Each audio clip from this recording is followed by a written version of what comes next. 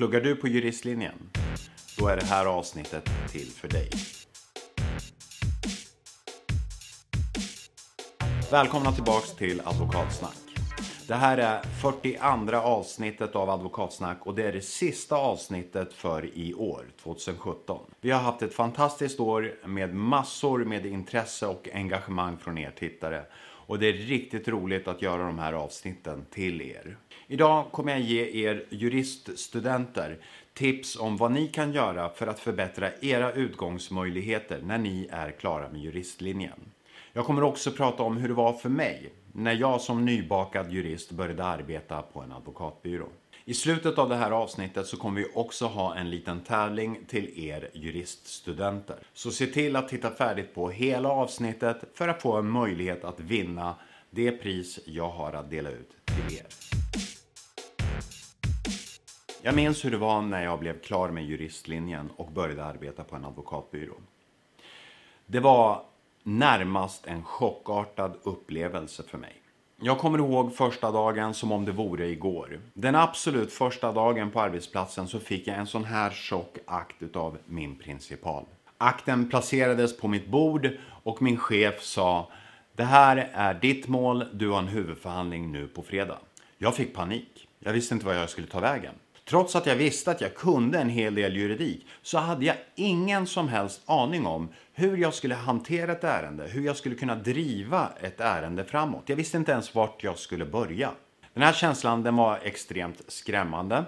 Jag insåg att man på juristlinjen inte lärde sig någonting om hur man driver ett ärende.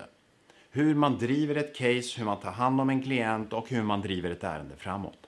Det här var helt nytt för mig. Som tur var så hade jag en principal och goda kollegor som kunde hjälpa mig med tips och råd om vad jag skulle göra för att driva det här ärendet framåt. Motpartsombudet, en erfaren advokat, kom fram till mig och frågade vem jag var och hur länge jag hade jobbat. Och jag talade om för honom att jag började bara för några dagar sedan, i måndags. Och jag kunde se minen på den här advokaten när han nästan skrattade och sa att han skulle lära mig hur det går till inne i en rättssal.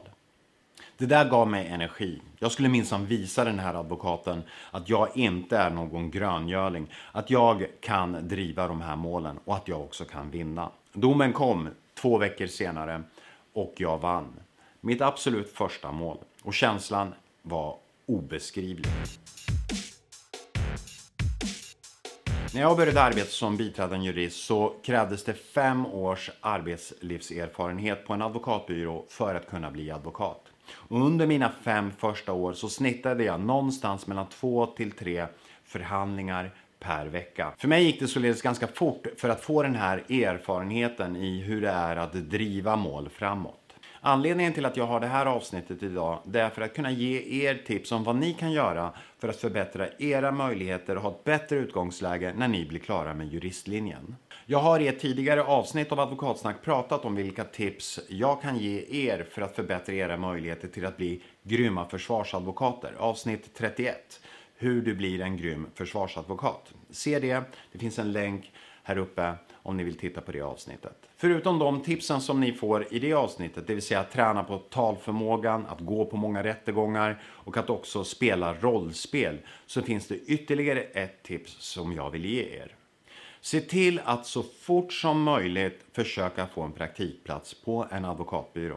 På juristlinjen så lär ni er väldigt mycket juridik. Kanske också en metod om hur ni får fram rätt svar på en juridisk fråga.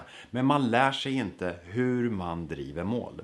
Den erfarenheten och den kunskapen den kan ni få genom en praktikplats. Dessutom kan det vara så att den där praktikplatsen kan vara första foten in på en framtida arbetsplats.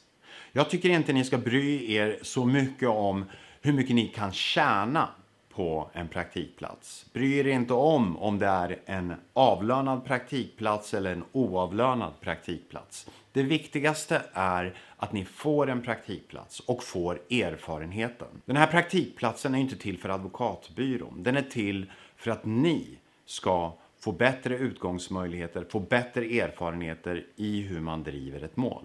Och därför bör den här lönefrågan, om det är en avlönad eller oavlönad praktikplats, vara mindre viktig för er. Så mitt tips till alla juriststudenter där ute, det är att se till att söka praktikplats under tiden som ni går den här utbildningen. Och självklart ska ni söka er till advokatbyråer som bedriver den typ av verksamhet som ni vill jobba med.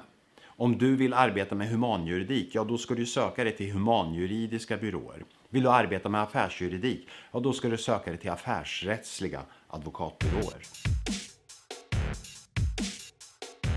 Nu till dagens tävling. Idag har ni en möjlighet att vinna en praktikplats på min advokatbyrå. Den här praktikplatsen kommer dessutom vara avlönad. Jag kommer personligen vara er mentor under praktiktiden. Och kommer självklart försöka lära er så mycket jag kan om hur det är att arbeta på en advokatbyrå.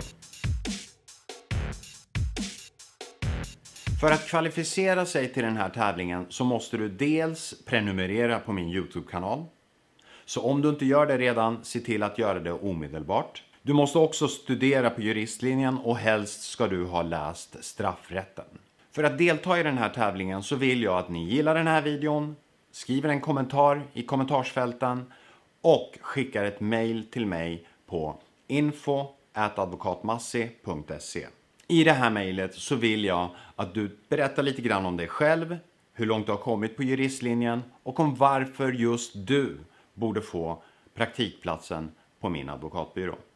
Under 2018 så kommer vi ta emot 4 stycken praktikanter där den första praktikplatsen börjar i februari månad 2018. Så se till nu att prenumerera på den här YouTube-kanalen, gilla den här videon, skriv en kommentar och skicka ett mejl till info@advokatmassi.se. Ja, det var allt för idag. Jag hoppas att ni tyckte att det här avsnittet var intressant och att ni vill delta i den här tävlingen. Det var allt för idag. God jul och gott nytt år. Vi ses 2018.